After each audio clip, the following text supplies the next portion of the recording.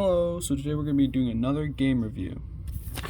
In case if you don't know what a game review is, it's basically where I analyze, criticize, and test a game, fully 100% it, so then I really know what I'm talking about, form a bunch of thoughts, opinions, and experiences with that game, and come to a conclusion. And I use that conclusion to give it the general game a rating out of 10, and a rating between 1 and 4. And so, today we're going to be talking about a really small game. This game's in the arcade style, so there's not really much content to discuss, but I still think it's a really good game, even if barely anyone's heard of it. This game we're talking about today is Woah Dave.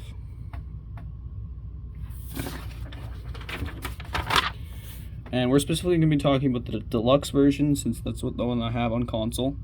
And so basically, Woah Dave is a game about collecting as many pennies as you can while trying to avoid getting hit by any monsters in a very small, limited area. And you get 3 lives, 3 chances to do this. If you get touched by a monster, you'll instantly die, so you gotta be really careful. And this is what makes the game really fast-paced, as you can die really fast, and it's chaotic and it's fun. And in order to collect the pennies that I was talking about, allow me to demonstrate with my test subject over here. Wait, Kai, what are you doing? Don't do that. This is a penny. You get it whenever you kill a monster or an alien with any throwables. And depending on what you kill, you'll get a different amount of pennies.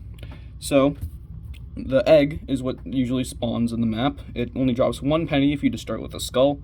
The alien is what hatches out of the egg, and it will slowly start walking around, gradually making its way to the bottom of the stage. It'll also drop 1 penny if you kill it with a skull or an egg. Once this alien reaches the bottom of the stage, it'll turn into a red alien and go back onto the top. These guys, their specialty is that they run really fast, and they'll drop 2 pennies when defeated. Once the red aliens reach the bottom of the stage, they'll go back up to the top and become blue aliens, or pants jumpers. As their name indicates, they jump around, which makes them harder to avoid, but they'll drop 3 pennies upon defeat. And if they drop into the lava, then they'll turn into their final form, which is the eye-bat, which will slowly start flying towards you, and they'll drop 4 pennies upon defeat. And the special thing about eye-bats is that they don't burn in lava, so this is the alien chain's final phase. In addition to the alien evolutionary line, we also have the UFOs, which drop 5 pennies when defeated, but they'll take 2 hits from an egg or a skull, and they can shoot out laser beams and fly around, so they're quite tricky. And exclusive to the Deluxe version, we have the black alien, which its egg acts just like the green alien's egg, but the alien that hatches out of it will start running around super fast and trying to make its way to the bottom as fast as possible. Once it does this, it'll explode, but you need to try to kill it before this happens, because it drops 20 pennies, which is really worth it and helps you substantially throughout the game. And there's also red UFOs. They're basically the same as the normal UFOs, but they'll also drop 5 pennies, and once you defeat the alien inside, their UFO will drop, and you can start manning it yourself, flying around the map and shooting laser beams at anything else. All these laser beams will destroy anything else, and it'll multiply their penny drops by 2, so it's pretty useful. And in case you're wondering where all this takes place, it's on Peoria, mostly, which is a really small map. You can see some of those platforms here to jump on. There's lava at the bottom, which is what I was talking about. That's what most of the aliens try to make their way to. And yeah, this is what most of the game takes place on. It's with the classic mode. It's the only stage on classic mode, but in the Deluxe mode, there's not only this, but also 2 other maps, which include Fort Bragg, which is basically the same thing, but with a slightly different layout, and 2 portals that lead to each other.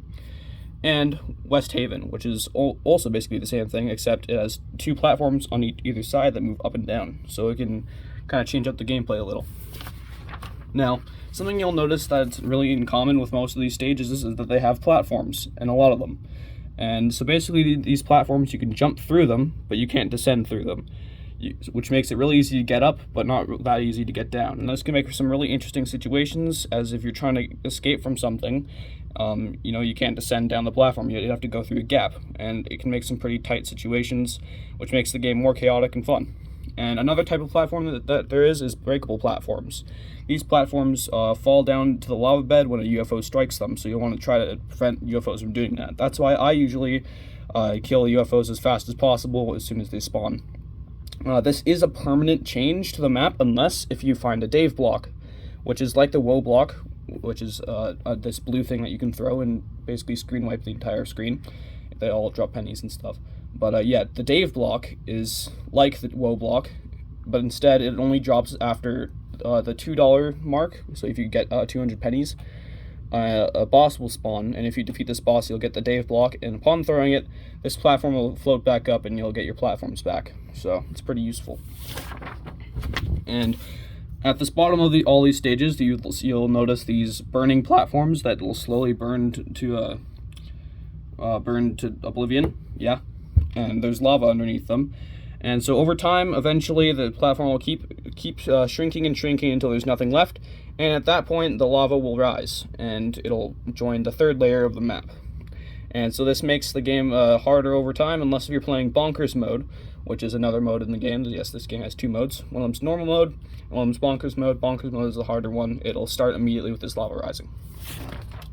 But yeah, this concept of this game getting harder over time, combined with the spawn rates increasing over time, and UFOs inclusion over time, and lava's rising after the platform breaks, makes this game just overall more chaotic over time. And this chaos is what makes Woah Dave Woah Dave. It makes it really fun and like a chaotic experience, just like Spelunky.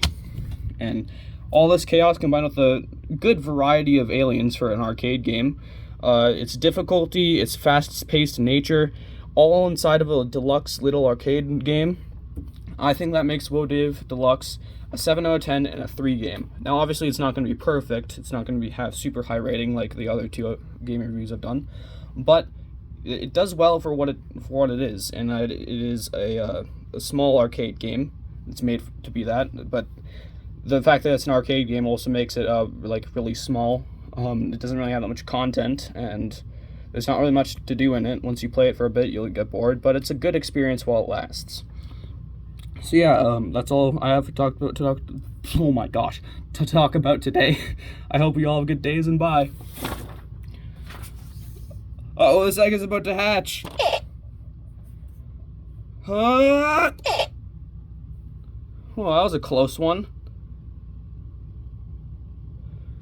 Uh-oh.